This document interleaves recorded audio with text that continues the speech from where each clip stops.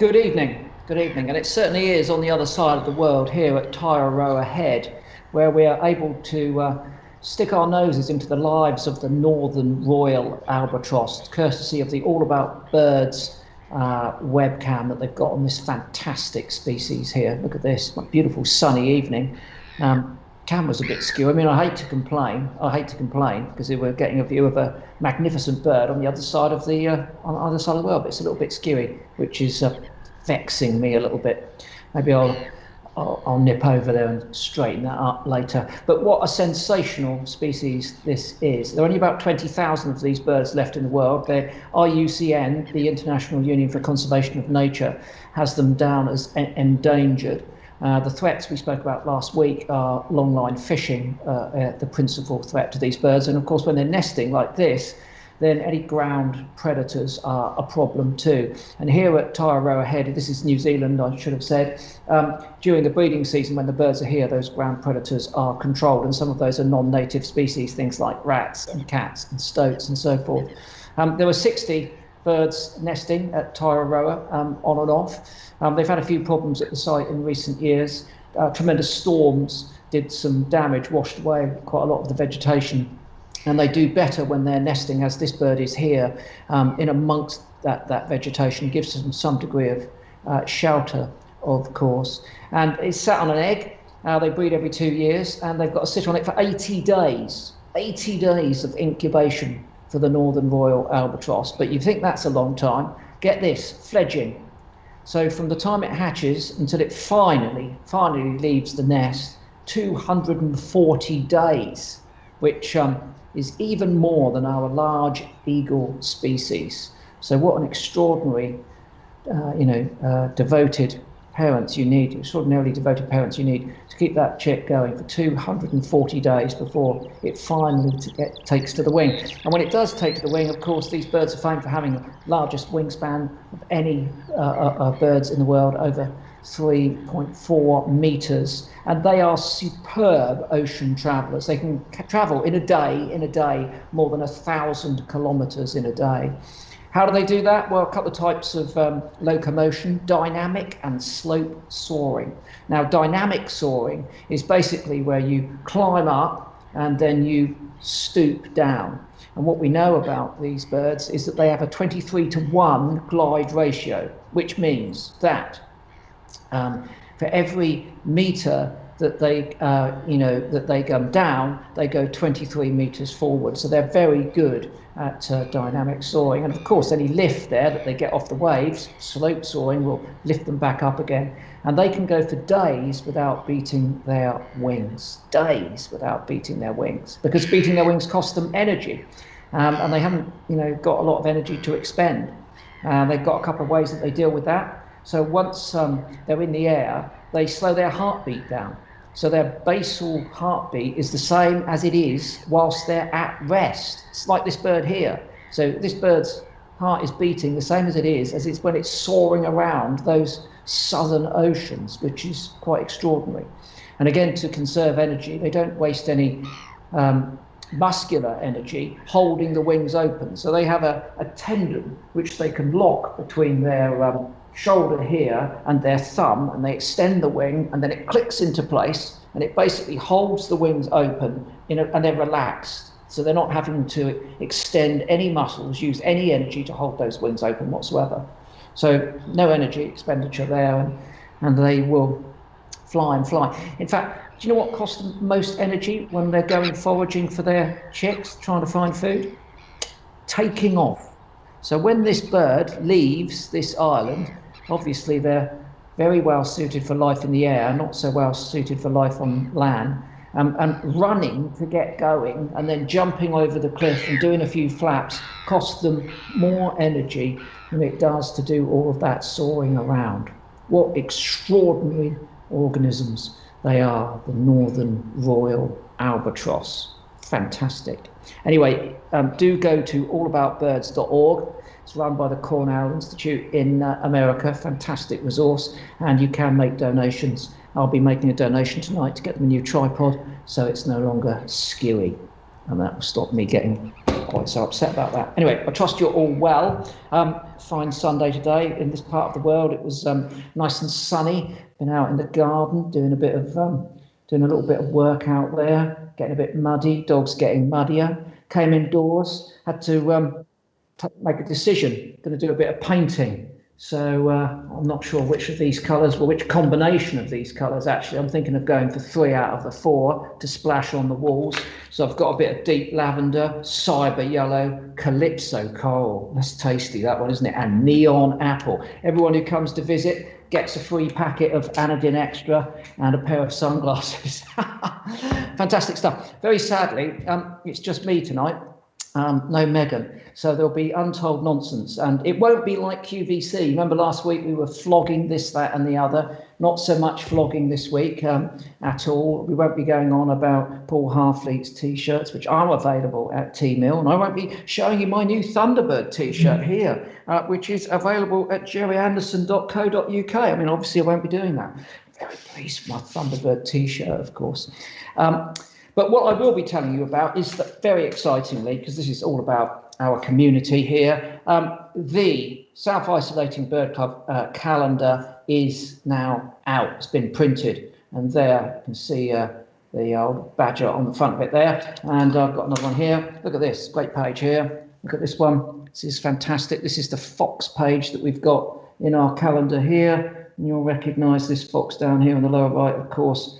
That is Vix, one of the celebrities of the South Isolating Bird Club, Marion's Vix. So fantastic stuff. So it's been printed.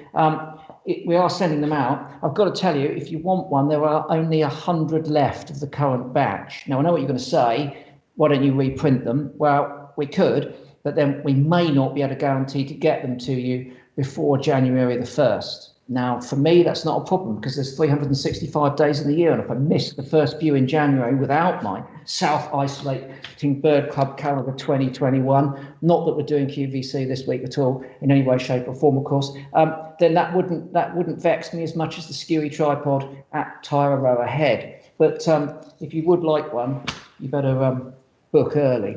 The other thing to say is last week we were QVCing these cards of mine. They're on their way. A few people have said, where are they? They're in the post, quite literally. We've been told by the Royal Mail that they're struggling this year. They're enjoying a glut of Christmas cards being sent. So a large number of them have been dispatched. So be patient and they'll turn up on your doorstep pretty soon. And one other thing to say, and that is that now our South Isolating Bird Club broadcasts are exclusively on YouTube. If you remember, we used to put them out on Facebook and Twitter as well, but we're now putting them exclusively on YouTube. And apparently 80% of the people watching are not subscribing. If you do click the little subscribe button, you don't have to pay anything. It just means that you are a member of our channel, that club, if you like. And the benefits of that are that you won't miss out on anything that we're doing. And we have ambitious plans for the new year in terms of the way that we're going to broadcast. And the best platform for doing that is on YouTube. That's why we're trying to switch to using that platform. So I hope that's convenient, but do try and think about subscribing. It will make everyone's life a bit easier, make it easier for us to communicate with you as well. So there we are. Okay, I think we've done as much promotion as we didn't want. Quiz. Okay. I know it's sort of Sunday, sort of late tea time, but I'm going to show you something. Look, it's from my skull collection, but it's I'd forgotten I had it. And I was having a bit of a sort through today, and I found a bag, and I sort of shook it, and I recognised the familiar dry sound of bone and rattling teeth. Anyway, I'm going to show it to you. You can see if you can guess which type of skull this is. Okay. Okay. Now, I've got it on my dinner plate here, and obviously I'll be washing that before I have my vegan burgers later. Well, maybe. So let's have a little closer look at the skull. Firstly, look, if you look at it from the top, it's very narrow. It's very narrow, and it's got a very long nose. Yeah, narrow with a long nose. Let's have a look at the teeth. As we know, looking at the teeth it's always important. So it's got 2 rows here, quite an extensive bank of molars there, and then it's got some nippy off teeth here, a little bit of a diastema. These teeth aren't particularly in good condition. And then if we look at the lower jaw again, the diastema, I should have explained, is the gap between the nippy off, the incisors here, the nibbly teeth, and the grinding teeth here. And there's a gap here, which we call the diastema, where these animals use their tongue to cycle the food that's in their mouth. They can move it around more easily. I can tell you that this is a female of the species, and it's a relatively young, oh no, a tooth's fallen out. Would you believe that? Oh, look at that. That's what happens when you don't glue them in. So what this skull's going to require now is some tender loving care. It needs to be cleaned up, and then I'm going to wash it and dry it, and then I shall glue all the teeth back into it, and it'll look altogether more appealing. Anyway, the question is, whose skull is this? Whose skull is this? That's today's quiz. Look at that. I'll give you a back view and a top view there. So look, relatively small eyes, long nose, diastema, nibbly teeth down there on the dinner plate. Beautiful, beautiful. That's why you leave home, kids. That's why you leave home, because when I used to be at home, if I'd have done that, my mum would have said, oh, I'd have got told off for putting a filthy old skull onto a dinner plate. But of course, the minute I managed to escape the parental bonds, I had all sorts of things on my dinner plate, all sorts of things. I'm not going to tell you anymore. Bits of it have gone everywhere, gone all over my laptop. I'll have to hoover it later. Now, I'm very pleased to say that Lindsey Chapman is going to join us tonight because she's been looking through all of the things that we've asked you to send in to us, and she's come up with some real gems. And we haven't seen Lindsey for a little while. Lindsey, how are you? Hello, Chris. Hello, everybody. I'm fine, thank you. I've been really investing in growing my hair. Look how long it is. It's huge. Look at that. I know, absolutely huge. I have been doing other things as well. I'm very much looking at Christmas decorations, I see. That's right, Chris. That's right. Yes, I have gone Christmas. Not until the 1st of December. That's a very important rule for me. I know many people did it earlier this year, and why on earth not? But yes, my painting has gone festive. Thank you for noticing. Lovely stuff.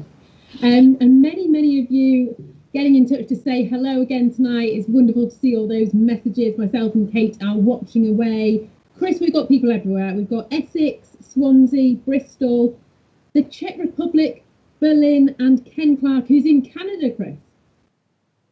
It's good stuff, isn't it? Yes, I see here as well. I've just looked at the WhatsApp. Chris from North Staffordshire, Slug's Breath from Hebden Bridge. Slug's Breath. Now, obviously, slugs breathe. They have to respire, just like everything else. But I've never smelt a slug's breath. I feel suddenly lacking in my molluscan experiences. Celia from Somerset, and then Kate McCrow is watching tonight as well. I'm very pleased to say that we're going to have some more of her films coming up later in the series. Do check out Kate McCrow's website, of course, because Wildlife Kate has got a whole range of cameras which are constantly streaming from her garden. Great person. We love Kate. And David from Germany too. What about that? And people apparently like the Calypso coral. What do you think, Linz? Look, I'm not going to give a final decision to anyone else, of course, but go on, pick a colour, any colour. I would go, either the coral or the blue on the end there. Yeah, but it's not just one. I'm going to mix them all together. I'm going to have them contrasting. All right. Okay. I'm never a big fan of yellow. So I would take that one out. But very nice. Good choices. Okay, well, it's not DIY SOS. We ought to move on to some wildlife. Yes, no, we should, and we will. And something that I wanted to talk about on this episode is winter wildlife, because obviously we started back in the spring, looking at all the new life coming through. We've been through the autumn now, and we're moving into the winter. But I wanted to celebrate that with you, Chris, because I think people sometimes think there's not much going on in the winter, and that is not true, and I'm going to prove it. Through your photographs as well, because I know that you all get out and see lots of things during the winter. So first of all, I wanted to talk about murmurations, because the starlings are just one of the winter spectacles that you can absolutely go out and enjoy. If you're on a walk, depending on lockdown or tier status, you can still go out and see this. So let's have a look at some of the fab photographs that are on the Facebook page. Steve Watson sent this one in, and it's got a clever comment from Martin Wilkes on it saying, is that Morse? Is that Morse code? Can you see that dot and dash there, Chris? I can. That's fascinating, isn't it? That's that blob, if you like, that sphere probably of starlings on the left-hand side. Perhaps they are responding to a predator. They always tighten up like that, don't they, when there's a peregrine or a sparrowhawk about? Nice picture though. Love that. Super picture, and I'm going to show you some others as we talk about murmurations. Sheila Jordan sent one in, and David Bradley did as well, and we'll get to those. You will see them. But Chris, I just wondered if you've got any recommendations of where to go and see these birds. Now, obviously, there's no guarantee, but I would say Leighton Moss is really good, and a place called Potterick Carr. I've seen really fantastic murmurations there. Obviously, they're both northern ones because I'm up near Manchester. Have you got any suggestions on where people can go to see them? Yeah, I mean, I think the thing to do is obviously always check online. Some of the sites are dependent year on year. So down here in the south, we've got Ham Wall in Somerset, which is famous for its murmuration. The starlings return to reed beds there, as they do at Leighton Moss, of course, which is good, as you mentioned. Aberystwyth Pier, Brighton Pier, that they can be good for starlings. Brighton Pier, of course, is not the one that has still got the ice cream candy floss stalls on it, and the theatre is the one which was very sadly burned a few years ago. So it's now just a structure out over the sea, but the security there gives the starlings the roost that they want. So yeah, my advice, but I mean, to me, there's some of them, those are some of the bigger ones and more famous ones, the ones which are more often photographed, but there's quite a lot of little ones, and there's one near me where not that many birds go in. I mean, at most I would say probably about 3,000, and but it's still a spectacular show, even with that number of birds. So some of the little ones, which might be more local, more accessible to people, are definitely worth a look. Absolutely, and in fact, just here on the YouTube channel, Mary says Brighton is really good. But you're spot on, I think, there are smaller ones. In fact, where my parents live, just outside Beverley, they've got one in the back field because reeds have been growing near a little pond, tiny pond. We were absolutely amazed to see them. It's only a small murmuration, but it definitely is. Did I show you Alan Price's picture? Because I must do, as a final one on the murmuration front. Just look at that. Wow. Yeah, great combination of sunset, colours, and murmurating birds, isn't it? If I were the photographer, Alan, if I were Alan, I might have cut the bushes out of it and just gone for the sky with those beautiful colours. I don't know. I like simple. I knew there'd be something. I was sure there'd be something. So that is completely unedited. And there you go, Alan. You see those two reeds over on the right hand side? Yeah. Yeah. Problematic, aren't they? They're bothering you, aren't they? I don't find them offensive at all, but I can understand why you would. So wonderful stuff, many of you chatting about murmurations. Thank you. If you videoed them as well, I have had a look on the Facebook page. Now, winter. Let's talk a bit more about winter, and let's talk about snow, because some of you have had snow already in the last week. In fact, Matt already been on to say he has had thunder snow in Scotland. Thunder snow? Not sure I've heard of that. But good for you. It's obviously all going on. And I wanted to say the winter is actually a brilliant time to get out and see things, because take a look at some of these pictures. You know, Trish Newman has sent the branches in the snow there. Beautiful picture. But don't forget, you can see birds' nests, all birds' nests, things like witch's broom as well, Chris. There's a lot to see in the winter. Yeah, there certainly is. I've been out this morning. Went out for 2 hours actually with the poodles on a bit of a muddy romp through the woods. There's plenty of things going on. Some of the leaves are still quite colourful, actually. They're hanging on, some of the hazel and the oak down here in this part of the world. We saw a woodcock, which was really good. We saw a couple of buzzards. There were lots of blackbirds, and I noticed they had dark beaks. They were the Scandinavian birds, or maybe the German or Polish birds that have come in to spend the winter foraging in our woodlands. And of course, if we were out there now, there'd be all the hooting of the tawny owls and screaming of the foxes. So, yeah. Winter, I like winter very much. We had a great walk this morning, and the cold, the frosty cold, as it was down here in the New Forest, put a spring in the poodle's step, which made the whole experience very joyous indeed. I love it, but I have to layer up. A couple of other snowy pictures to show you. Some tracks in the snow. Again, that's a great way to see wildlife through winter. I think that one's come in from Helen. And Chris, I did want to show you, Sophie Cooper took some photographs of some snowflakes, and I know that you quite like wax lyrical a little bit about this, because they're all individual. There is a lot of beauty in the individual snowflake. You did a film, I think, once for Winterwatch. That's right. That's right. Every snowflake that's ever fallen in the entire history of the planet has been unique in its shape, which is an extraordinary thing when you think of how many flakes of snow are falling as we speak, let alone entirely in the entire history of time. They are quite tricky to photograph. I think that's a very, very beautiful picture, I've got to say. I did read about photographing them once, and they said that it's good to use something like a black, hairy scarf or a piece of black, hairy material, because the little snowflakes land on the sort of the fibre of that. Perhaps, I suppose they might be talking like, I don't know, some wool, perhaps, and they land on those and they make it easier to photograph. But of course, you've got to do the whole thing outside, and you can't even breathe on them, so they're really tricky. There are some very beautiful pictures of snowflakes, very, very beautiful. It's absolutely stunning, and what you say about your breath is right. So great to photograph those. Have a go if you possibly can. Let's get on to some of your wonderful wildlife, though. And you just mentioned owls, Chris. Michael Pearce sent a picture in of this little owl, which is just wonderful, saying that he went for a walk, took his camera and spotted this less than 60 seconds away from his own house. And I think there's opportunity in that, what you said about hearing the owls as well. You know, take everything in the next few weeks and find opportunities, because they are right on your doorstep. Question though is coming from Simone Whittle, and this is one we get asked all the time, so I thought we'd hit it right at the top and say, let's talk about little solitary birds, because you know, what do they do in the winter is the question. Things like robins, things like blue tits, we don't see them as much. It gets really cold. Where do those birds go and how do they stay warm? Well, they do everything they can to stay warm.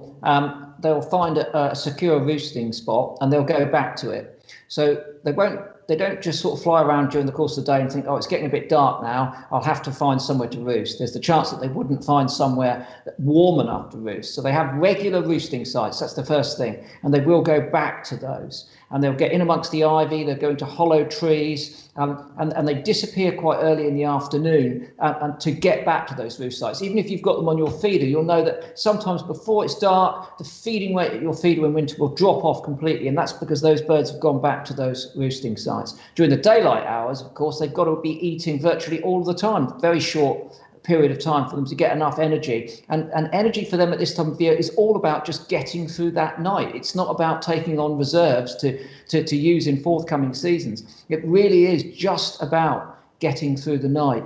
Sometimes some small birds will roost communally, when you can say it, and one species that will do that is the wren. And there have been any number of accounts where wrens have gone into, tit boxes, bird nesting boxes, en masse. And, sometimes you get 20 or 30 will squeeze into one of these things. And therefore their body warmth will keep them, collectively will keep them warm overnight. But yes, it's, the key thing is when we've had thermal cameras and we've been using those, if you go out at night, it's all of those birds that you might have had in your garden, you pan around with your thermal camera and there's barely any to be seen. And that's because they're so well hidden in the clefts of the tree and the ivy that you can't even spot them using a thermal camera. And that's, of course, a great asset to them. They're trying to stay out of the wind and the rain and the cold. Oh, it is fascinating. And it is a question that we get asked all the time. Where do those little birds go? I didn't know they went up to 20 or 30. That would be a cosy place to be if you were a wren.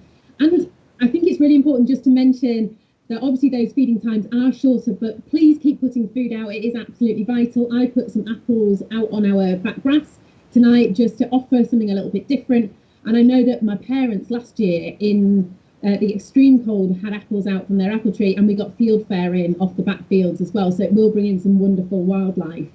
Another question for you. This one's from Jane, and it's about acorns. So Jane collected acorns in the autumn. She collected about 200. She had them in buckets in her back garden. The next day, they'd all gone. She's got one squirrel. Is it possible for a single squirrel to remove 200 acorns overnight? Well, not overnight, because squirrels are diurnal, so they're not active at night.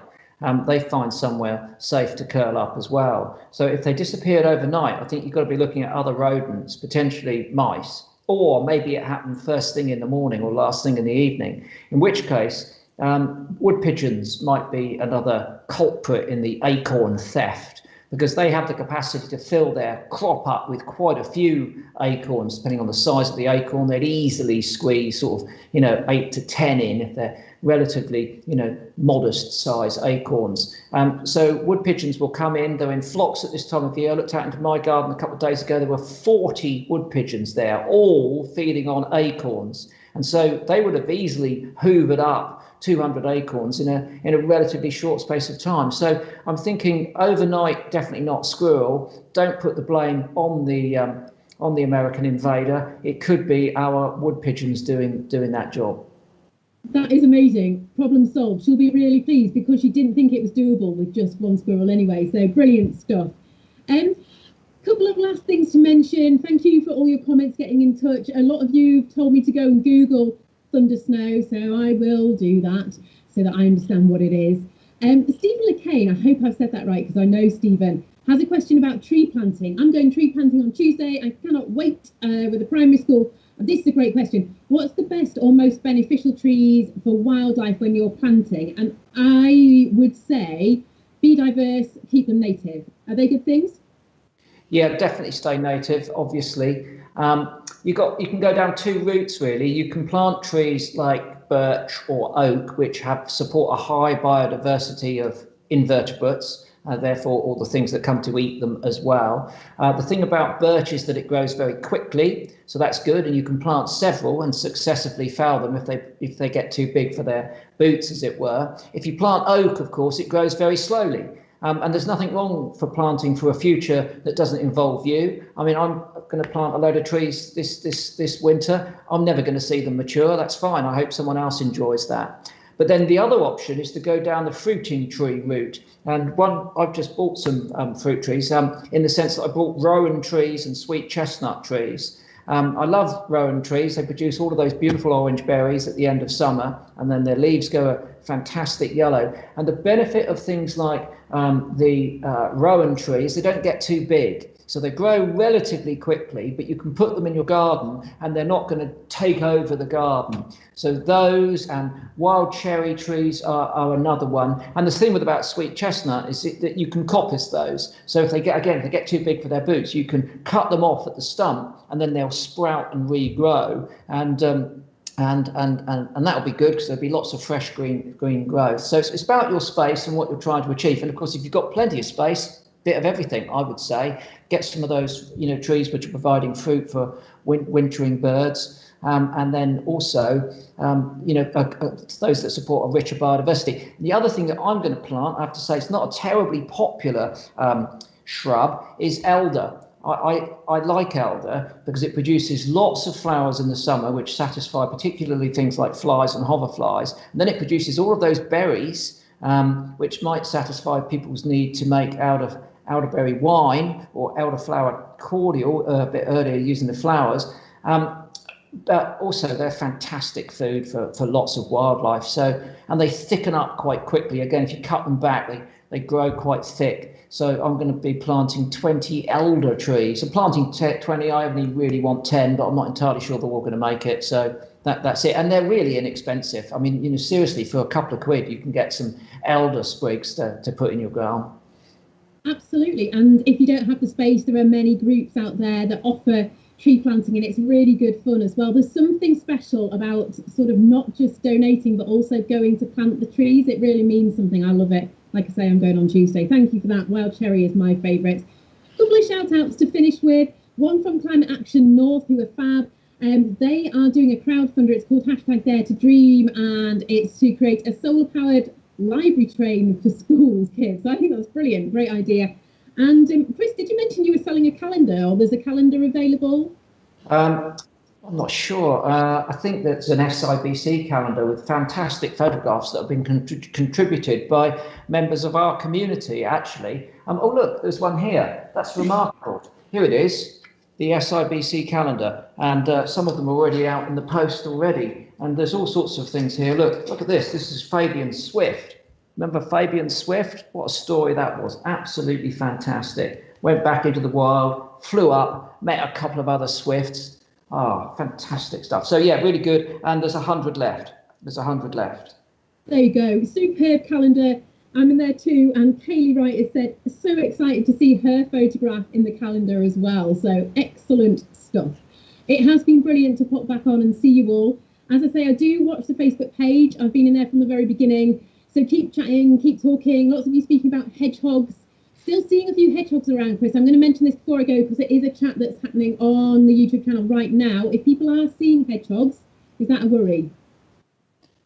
Well, hedgehogs are one of only a few species that properly hibernate in the UK. So things like squirrels, badgers, etc., they go into what we call winter torpor, but they don't really hibernate. They'll remain active. Hedgehogs, dormice and bats are our proper hibernators. But as we know, that doesn't mean to say that they go to sleep in the autumn or the end of the autumn, beginning of the winter, and don't wake up until the spring. Throughout that period, they will wake up. And one thing we've learned about hedgehogs is that they wake up and they'll move from one hibernating site to another.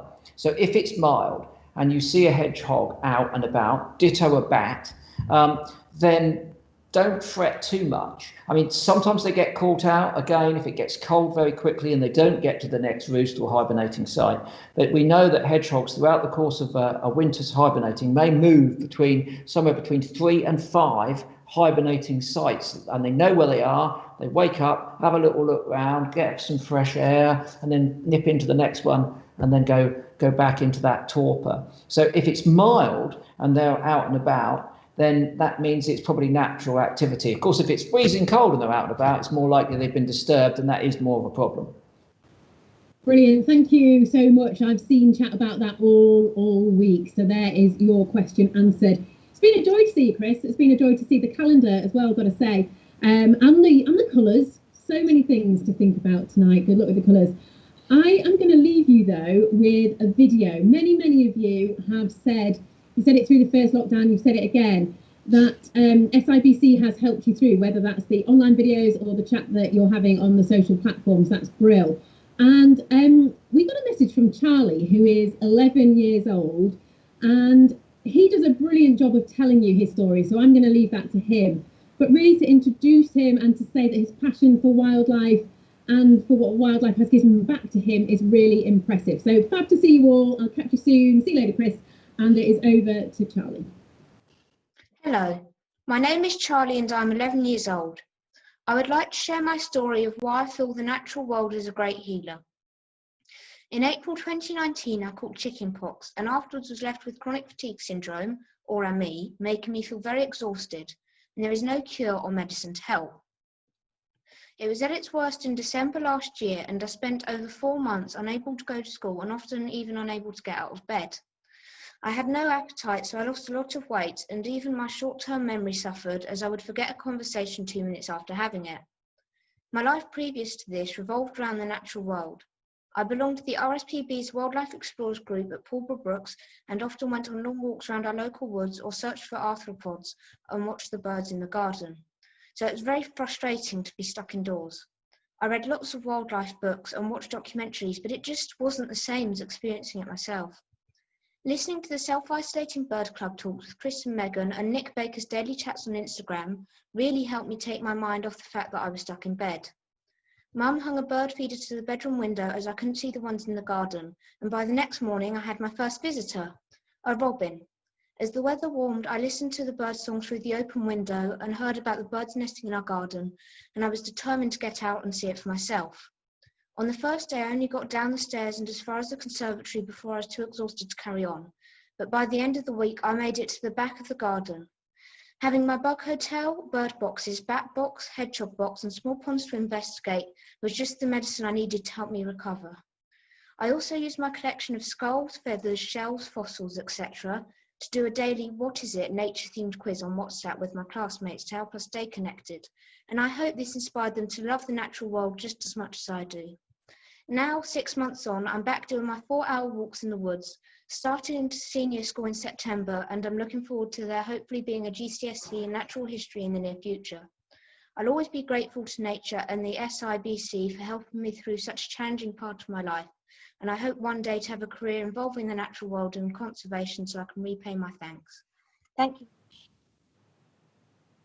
Fantastic stuff. Thank you, Charlie. That's truly inspirational. And I'm glad that SIBC, amongst others, Lizzie Guntrip, who does Wildlife from My Window as well, have inspired you to keep engaged with nature through those tough times that you've been going through. I'm really pleased that you're back out there now, spending more time in that green space. And I sincerely hope that your aspirations come true, and at some stage in the future you can be working with that wildlife that you love so much. Fantastic stuff. That's really, really good. Really, really good. And do check out Lizzie Guntrip's social media feeds, Wildlife from My Window. You'll find them. And again, really, really, really good way of, connecting with wildlife. And I was doing it myself today, just standing in the window, had, like 24 seconds spare, 24 seconds. And I looked out and added a new bird to the garden list. So, out the window, there's always something to see there. It's soapbox time. I've got to tell you that I am typically angry about all sorts of stuff, but nothing relevant. We've had another quite good week, to be quite honest with you. However, what worries me a lot, actually, I suppose there is a bit of a soapbox here, is polarisation.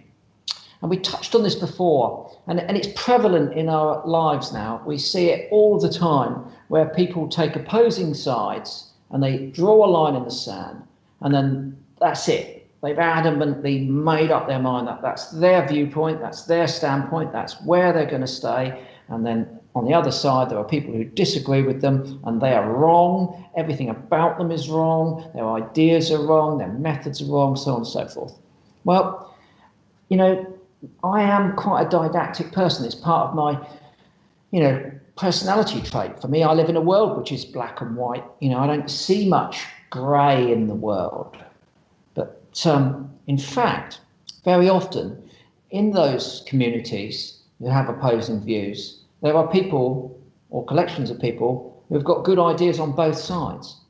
And when it comes to solving problems, as we see in broader life, politics, for instance, where things have become so polarised now that it's really damaging in terms of making decisions, carrying forward in a way which is going to be beneficial to everyone. It's really unhelpful. And I think that sometimes when we get angry, that leads us to sort of entrench. It leads us to sort of think, yeah, I'm right. I'm definitely right about this. I'm not taking anyone else's point of view. I'm not going to even listen to anyone else at all. But that's not really very helpful.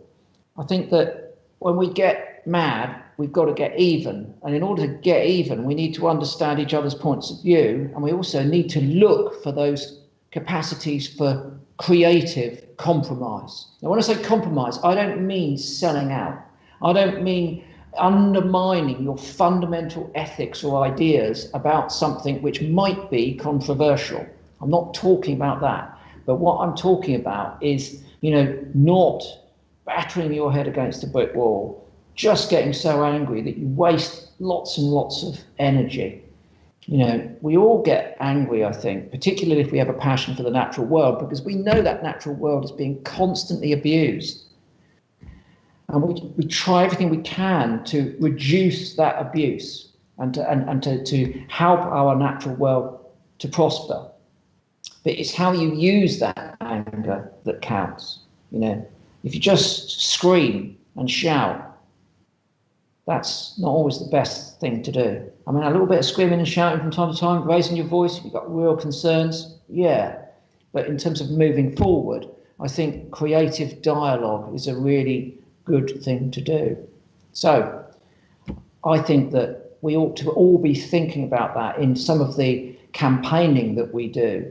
It's difficult, I've got to be honest with you. There are certain issues where I don't think that we can make any progress to bring to, sides, if you like, together without sea changes in one or other of their behaviours. One of the cases might well be trying to think of one like that, might be say persecution of birds of prey on grouse moors. I think a lot of conservationists have got to the point where they say, basically, we've tried to negotiate, we've tried to educate, we've tried to be nice, but the killing's gone on. And until the killing stops, we don't really want any more dialogue, because basically the killing of our raptors, in such great numbers is so significant and so basically antisocial that we are not prepared to have any more conversation about the matter. And I can understand why they come to that, viewpoint, because it's a very, very emotive issue, and it certainly is for me. When every time one of one of the golden eagles that we've got satellite tagging devices on, or the hen harriers, we've got them on, the goshawks, we've got them, all the range of birds that we've put satellite tracking devices, when they go missing under suspicious circumstances, it really makes me angry. It really does make me angry.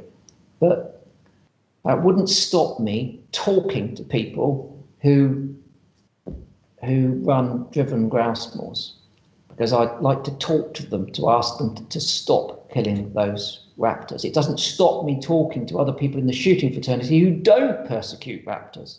I had a very long conversation with a shooter this week, a very sensible, pragmatic, practical, productive conversation with someone who shoots and abhors raptor persecution and abhors, the idea of releasing 60 million non-native birds into the UK countryside. So that's it. That's my soapbox. The soapbox is sometimes get off the soapbox and start talking to one another. Have those conversations. Learn a little bit about each other's point of view. See if there's any middle ground there. Explore those options. And sometimes that dialogue can be really useful. In that conversation with the shooter that I had this week, I learned quite a few things that I didn't know. Genuinely, lots of things, actually, that I didn't know about shooting. And that's a real asset to me. I better understand the practice and the person. And that will be useful to me when I have a conversation with some other people from the shooting fraternity, because I will be able to, firstly, know what they're talking about, which is useful. Anyway, there we are.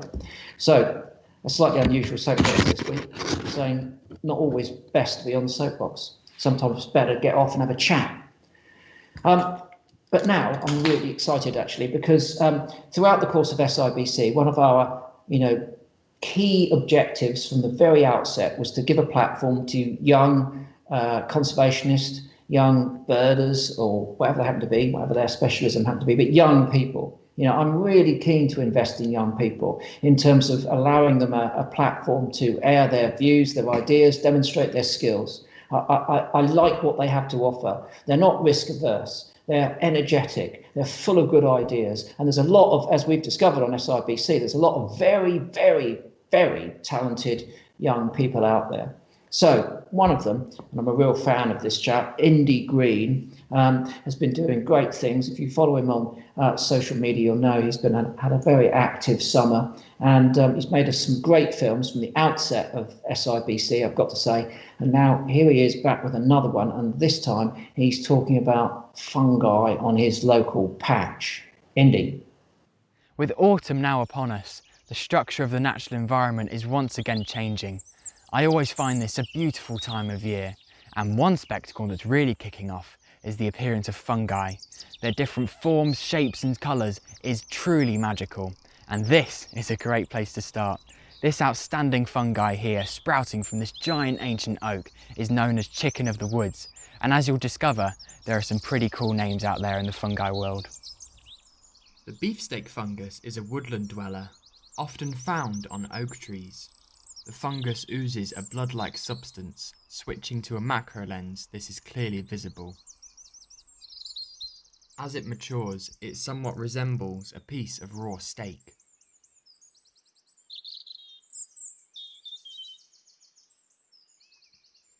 This classic fairy tale fungus, the fly agaric, is probably the most recognisable of all our fungi, often seen under birch trees.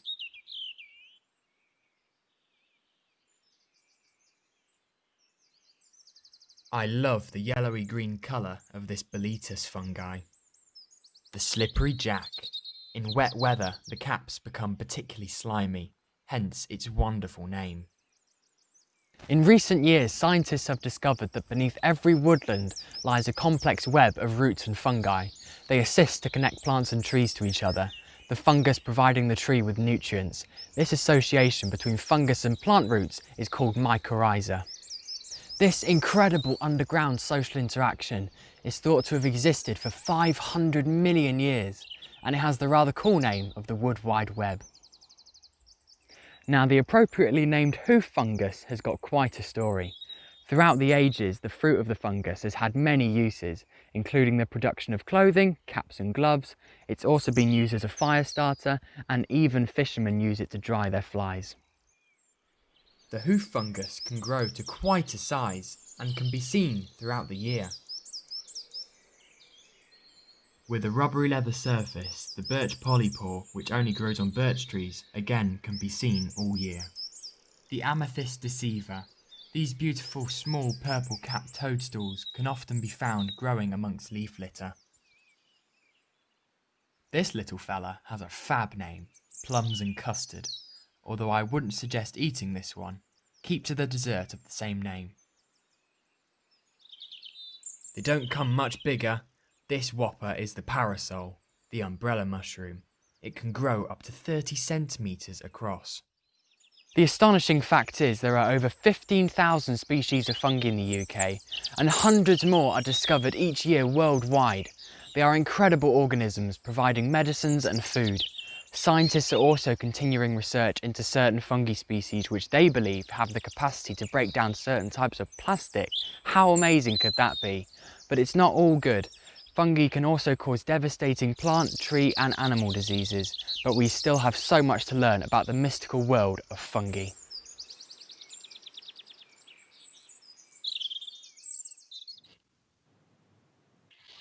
What can I say? It's just like I said, isn't it? Indy's great, and he made that film himself. Might have had a bit of assistance, I think.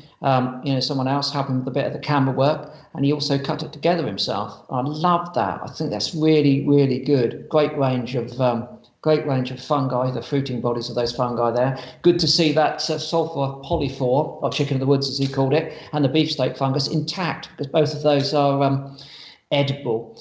And all too often people harvest them and they don't leave any, and they take the whole lot. And I've not tried them myself. Apparently the beefsteak fungus has the texture of beef, and the chicken of the woods, guess what? Yes, it's meant to have the texture of chicken, but I think preparing it is a bit of a task. You have to soak it or something. But I'm not a harvester. I like leaving those fungi to fruit. Anyway, that was fantastic, Indy. Really look forward to any more of your contributions. Good stuff.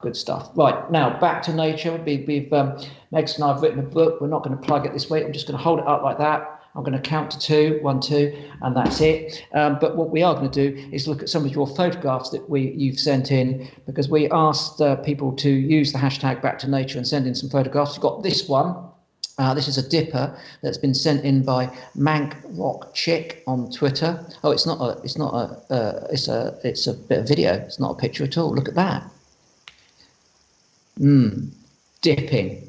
What an extraordinary thing. It's a songbird. It's a songbird underwater. You've got to love evolution, haven't you? Honestly. If there's a job to do and nothing else is doing it, something's going to step in and do it. Look, there you are. Bit of dipping. Still not entirely sure why those dippers dip, along with wagtails wagging and common sandpipers dipping and all of those sorts of things. Speculation. I won't get into it now. That would be here for another 15 minutes. So let's move on to the next one. We've got another one here. This is grey phalarope. Jackie Smith has sent this on Twitter. Look at that. And it's great there with the black-headed gull. Gives you a sense of scale. Phalaropes are tiny, tiny little wading birds. You see how narrow that bill is? So that's a black-headed gull. Look at how small the phalarope is with that tiny little needle-like bill. And they're picking up little invertebrates from the surface of the water when they're feeding. Anything that's floated to the surface that's in a state of decomposition, they'll pick that up as well. And they spend quite a lot of time out at sea. pelagic, as we call them. So they'll be right out there at sea. Next one is this one. It's a fox. Sam K. Brown sent this one in on Twitter. Nice, look at that. Oh, don't get me going on foxes. We had Vix on with Marion, of course, last week. Superb, absolutely superb animals. Just the best mammal, honestly. Oh, keep your tigers. Okay, fantastic stuff. Thank you for sending those in. It's quiz time. Let's go back to the skull on the dinner plate. Ah, look at that. Beautiful. It's a beautiful thing.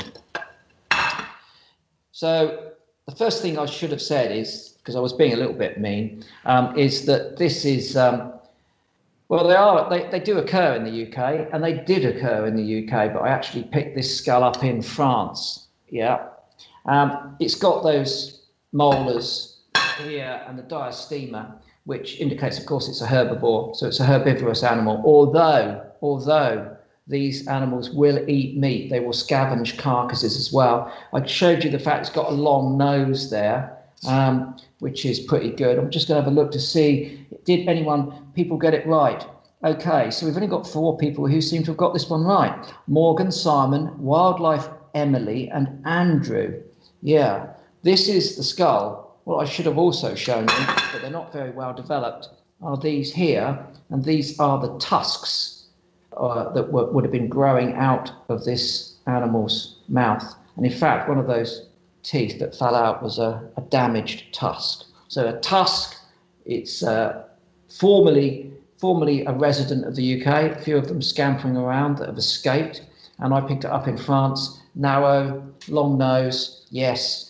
I hope you've got it now. This is the filthy, dirty, old, unprepared skull of a wild boar. Yes, a wild boar. Look at that. It's not the best wild boar skeleton. It hasn't got those long tusks that we love so much.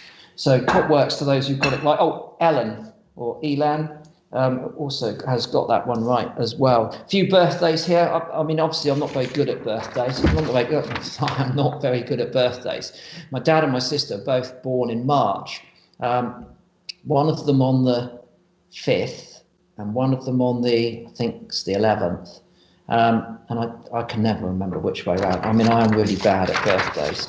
Meg's February the 18th, maybe. I don't know. Anyway, look, forget them. I'll try and be good at these birthdays. Dave Bates is his birthday on the 7th of December. Verity McCaig on the 13th of December. Claire Felton's birthday on the 5th of December, Claire was 60.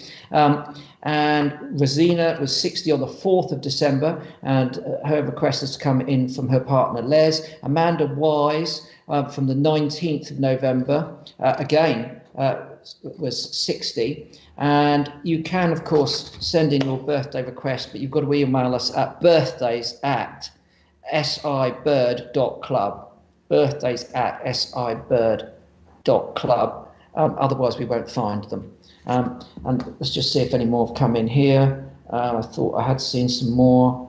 No, it doesn't look like it. Let me go on the other bit of, here we are. Oh yes, hold on. Catherine Jones has said, today is my husband's Jeff's birthday. A few years ago, I took him out to our local Wildfowl and Wetland Trust Centre at Llanelli to see a murmuration. It was a memorable experience. Top birthday present, I would have said that, Catherine. Hope you got you a great one in return. And let's see if someone else has come in here. Mike Kings. Yeah, it's his birthday as well today.